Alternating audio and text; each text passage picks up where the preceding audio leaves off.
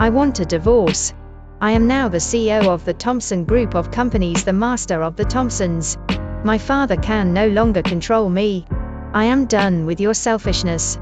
Evan Thompson, her husband, towered over her as he yelled, "I thought I knew you. I thought you would change, but I was wrong to think that you deserved a chance." "Evan, please," Chantel's words broke in and out. "I thought you were cheating on me. So I did every married woman would do, and confront a mistress whom you have been housing in a luxury apartment. I was only helping her." Evan insisted. "She isn't a mistress. Why are you so insecure? Nicole has no one. I brought her here to Rose Hills, and she is my responsibility.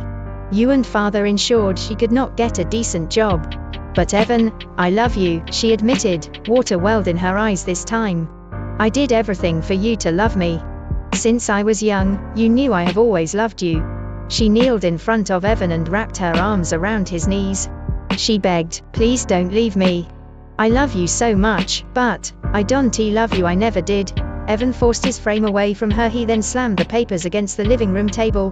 "Fuck, I am leaving. I have better things to do than deal with you. I lines give you 1 week to sign that document." As he stood up and put on his coat, Chantel asked, Where are you going?"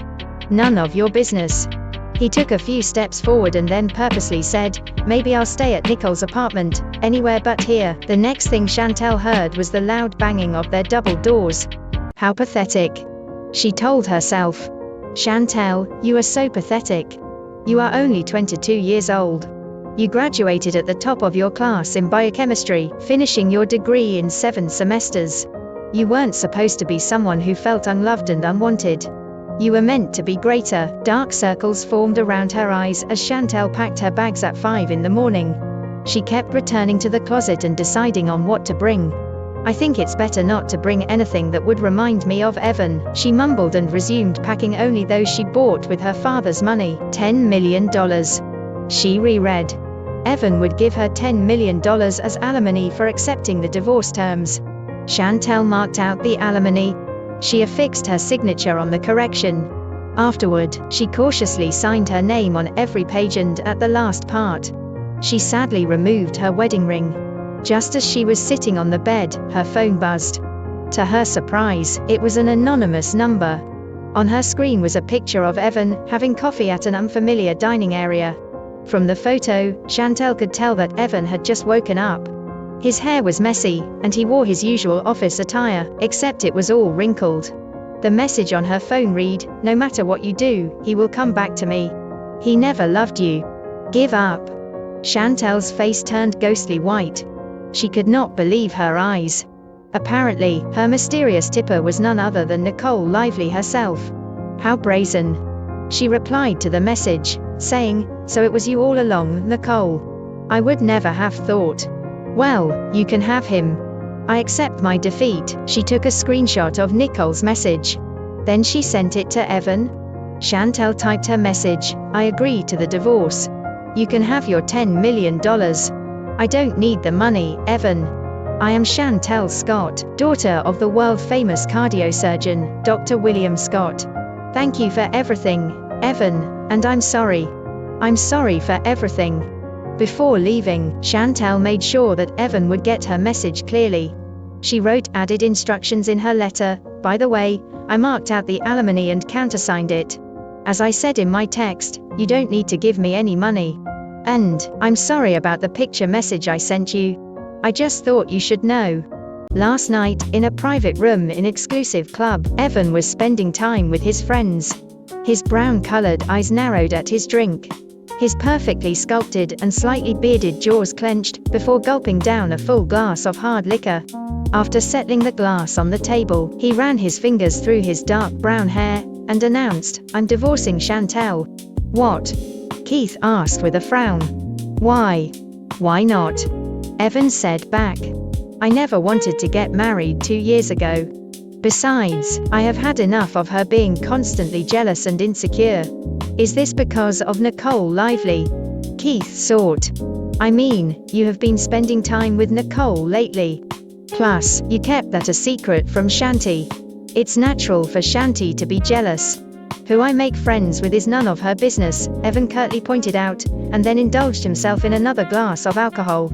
Shaking his head, Keith said, "Sure, they have similarities, but if you look closely, they are so far apart. And it's not just the look, it's everything else, Chantel's background, her character. This is Chantel. This is Nicole Lively. That's the difference between the two of them. Any man would want Chantel over Nicole. We don't get how you like Nicole over your wife." Then, Evan yelled, "Why don't you marry her?" Angered by his friend's idea, Evan pushed the liquor bottles off the table, spilling the contents on the tiles. He got up and fixed his coat, and acted to leave. Just when he had heard enough from his friends, Keith said back, "Are you sure about that, Evan? Because if you are not interested in Shanti, I'd be more than happy to pursue her." The thought of Keith wooing his wife filled his heart with fury. He said back, "Don't even think about it." For an hour, Evan drove around town aimlessly, thinking about the divorce. Thanks to his so-called friends, he was second-guessing his decision. It was past midnight, when he still had no specific direction, where to go. He drove to Nicole's apartment. When Evan arrived at the apartment, he rang the doorbell several times. Finally, when the door opened, he saw Nicole's smiling face. "I need someone to talk to," Evan revealed.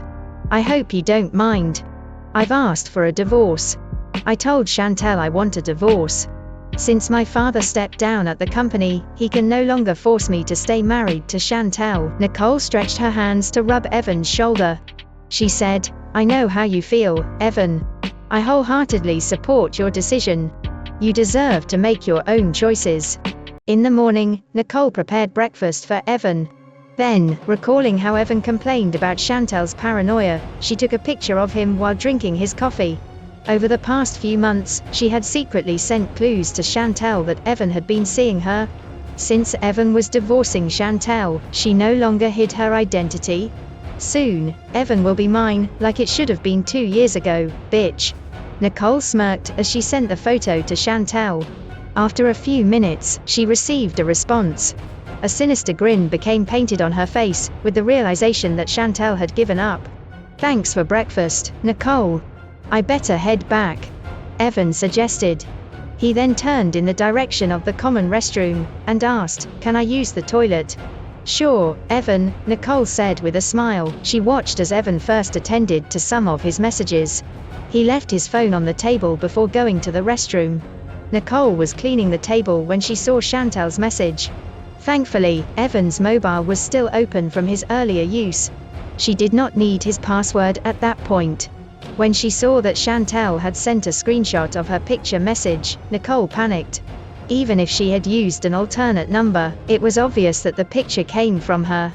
The angle of where the photo was taken gave it away. Evan can't know. She quickly deleted the screenshot Chantel sent, including the message where she had agreed to the divorce. "Bitch. Do you think that will work?" She laughed. She rolled her eyes and said, "Sorry, Evan will never know about it. You are such a loser, Chantel Scott."